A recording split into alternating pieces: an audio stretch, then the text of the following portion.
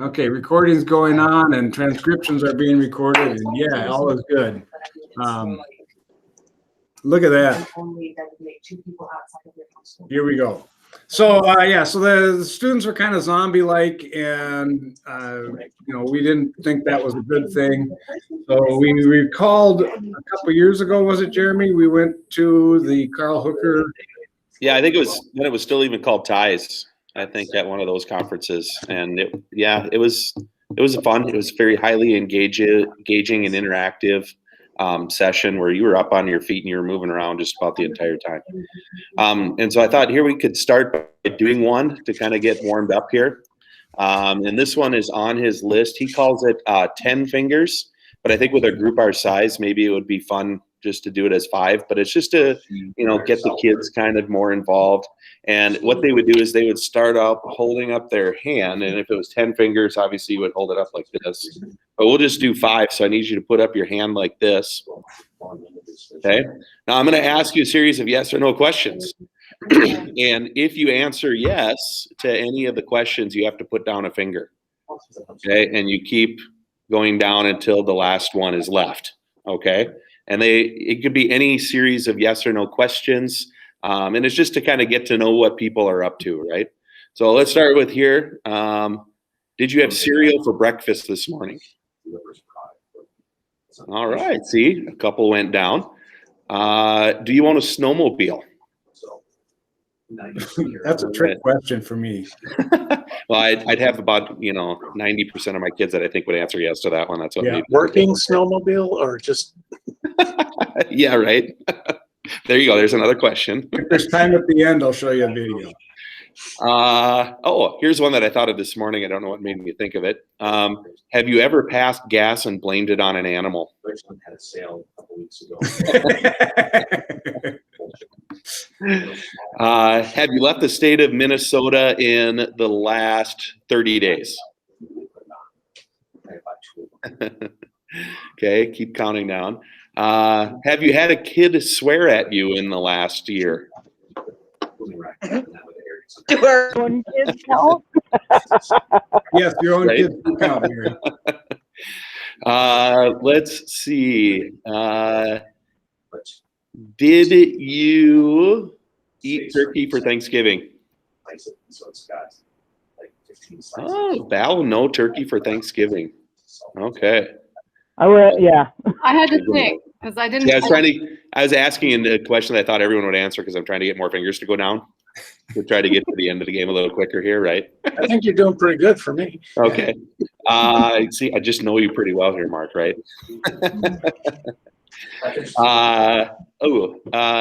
Has your school board announced that they're making cuts for next year? The main characters died. Give me another week.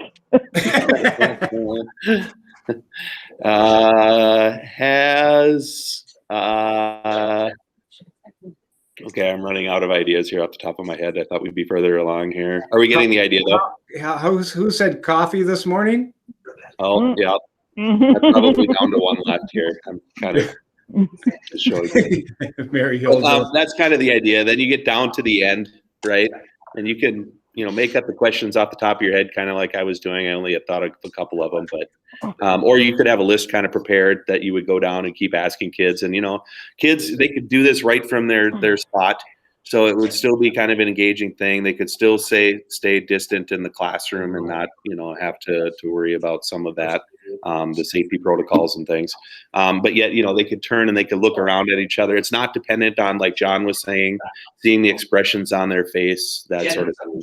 And you could stop and talk if you asked a goofy question or something and somebody answered yes to it, like, hey, explain that a little bit more, just to get the kids kind of interacting with each other, finding out what they've been up to, since they've been not in school the whole time. So that was one kind of just to get us started here. So what do you think? Would that work in many different grades? I think many different settings. Wouldn't take an incredibly long period of time. And I think one of the key factors is that this could be done with students that are both in your classroom and remote.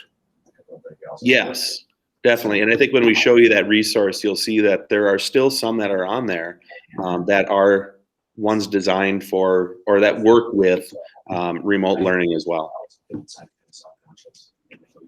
Do we want to share that document? I've put the link to it in the chat. Do you want to try one more first, or? Yeah, let's try one more. Then Okay. What do you think of the Jimmy Fallon one, the 3-word story? Sure, we'll give it a go. Give it a go. Yeah. Okay. So we need 2 volunteers here. I volunteer Mary and Val. Why not? All right. And then I'm going to say, okay, Val, you need to turn around. You can't look at this. Okay. Okay. And I'm going to hold up a word to the screen that the rest of us will be able to see. Okay. And so, Mary, can you see the word on my paper there? Yep. And it's not, mine is showing up backwards as you're showing up, right? Yep. Okay. All right. Val, you can turn back around again. Oh, okay. All right, so now Mary knows the word. You don't know the word. And she needs to begin a story, but she can only begin the story using 3 words. Okay? And she has to try to get you to say that word. But then she's going to say 3 words. I don't know, like once upon a time. Okay? And then you get to respond, Val, using 3 words of your own to try to continue the story. And then so Mary has to play off of you to try to get you to say the magic word. And then and then after you say 3 words, then it goes back to Mary. She says 3 more words to try to get you towards that word. Okay. Aren't you glad you volunteered, Mary? All right, so Mary, you get to I start. haven't drank very much of my coffee yet. Oh, Lord. Yeah. Wish me luck. Hmm. Hopefully it's not too obscure. There once was, so 3 words, right? There once was. Oh gosh. A house with. I was hoping for household item. I don't know.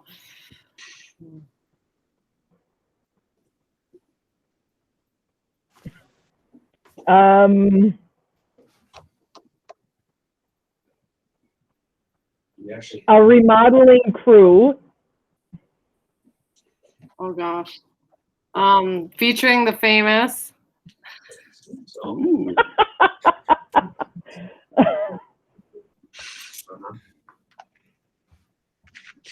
Scott Brothers.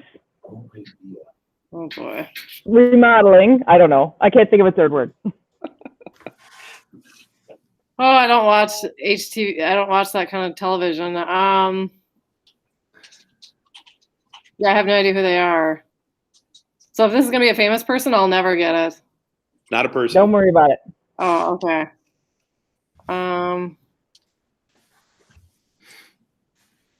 What did you say? The Scott Brothers. Crew? Yeah, something like that. I think I added an extra word. Oops. Okay, so I have no idea who they are. So I'm assuming we're talking construction, not like facial modeling. So the crew. They retired. I don't know. Ooh. They did it. Only 3. And needed some.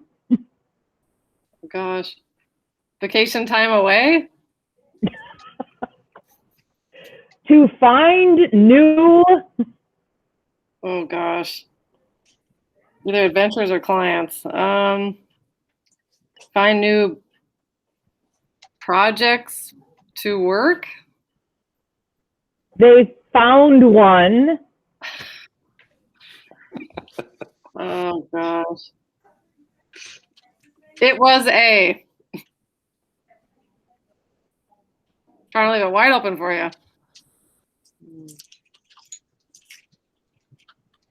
Great place for. Oh gosh. I don't know if we're like a resort hotel or what. For rest and relaxation.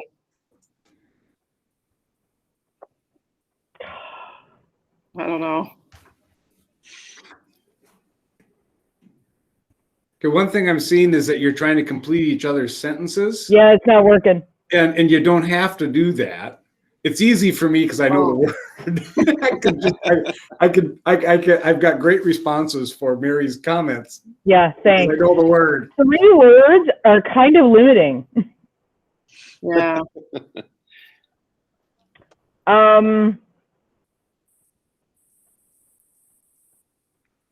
You know, and what you could do too, if you think that the kids are struggling too much, is offer them a lifeline, you know, and maybe bring up a second person here who also knows the word that can maybe try to jump Oh in, yeah. you know, just to, you know, you don't want kids to get so frustrated that they're, you know, going to shut down at the same time, but offering them that lifeline might kind of help. So, you know, you might, maybe, you know, when you were talking about like remodeling or something, Yeah. you could say like a bright guiding light. Yes, know, they were searching for. Yeah. And hang on, I got a bell going. What are we? Yeah. It's on yours. Okay. All right. But, you know, you could keep going until hopefully one side gets the word. And Mary, you want to share? Or I could just say, hey, they were really looking for brilliant ideas, Yes. but that's more than 3 words. Yeah. Yeah. But I think you would kind of, you know, eventually get there. And if you help prompted the kids a little bit with the lifeline or something like that. But the word was Inspiration. inspiration. Well, that's Yeah. what it was. Oh my gosh. Not perspiration, John. Not perspiration. Perspiration. 99% No perspiration. sweat. Huh. But Well, yeah, let me you know, show you this document. And I'll kind of go through just a couple of things, and Jeremy, you just chime in whenever you want. We've shared this. This is Carl Hooker's document itself. I'm in a tab. You can see there are tabs for remote learning, and then you can see there's quite a number of them. There's descriptions and directions on how to use the activity. And then if you continue to scroll over, some of them even have a YouTube video, tipping the right thing here, demonstrating how it works. Oh.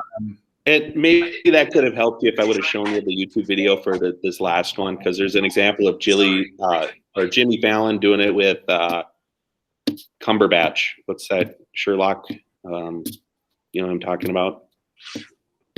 Okay. Mark does. That's good enough for me. Yeah. Dr. Strange.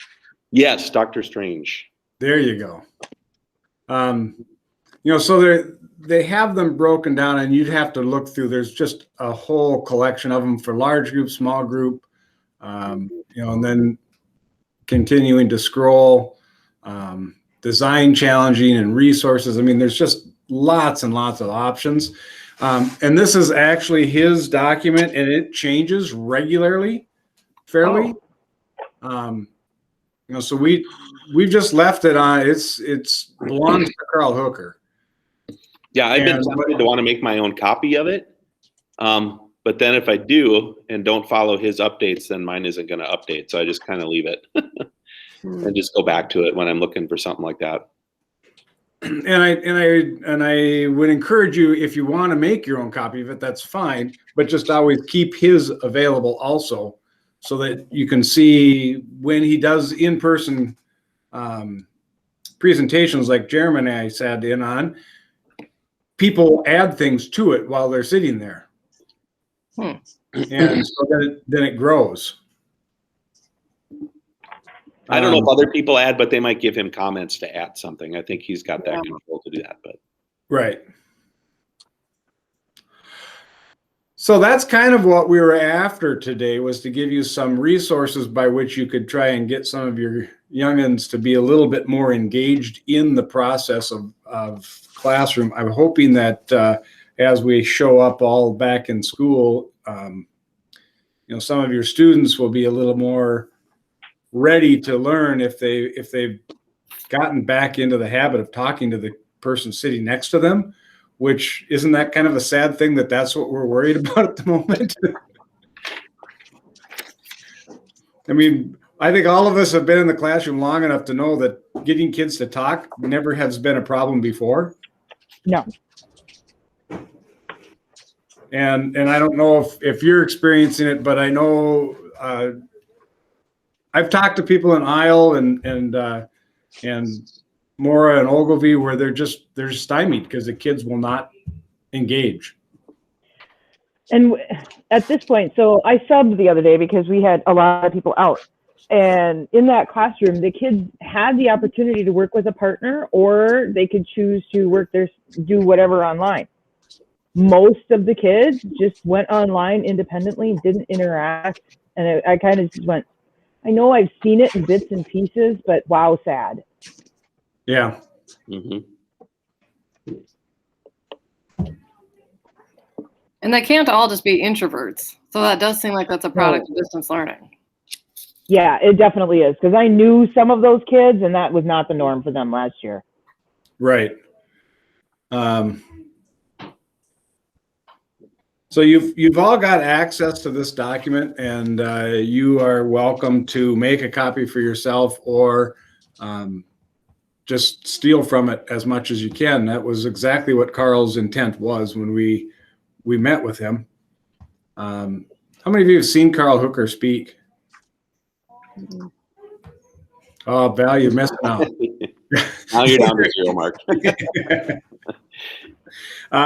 He is pretty fantastic. I mean, his presentations are always spot on, and he's good at communicating, and he's very, very lively on stage. He's from Texas, isn't he? Yeah, he is. Yeah. I think the Austin area, if I'm remembering right. But he could be a comedian if he wasn't in education, for sure. And really personable. I mean, I ended up in the elevator with him one day. We did the bacon again. Oh, that's right. We're famous in his world. Yeah. Well, at least in our heads, we're famous. In our heads, we're famous in his world. Yeah. All right, folks, if you don't have any questions, we'll wrap this up and call it a good day. Jeremy and I will be back here this afternoon at 3:30. If you had some desire to join us, you are welcome to. And if not, you guys have a great day and a good spring, and we'll be catching up with you, as time goes along. Mm-hmm. Thank you. Thanks, guys. Yep. See ya. Good to see all you folks. Yep. Let's see. I better stop this at some way. Jeremy, any final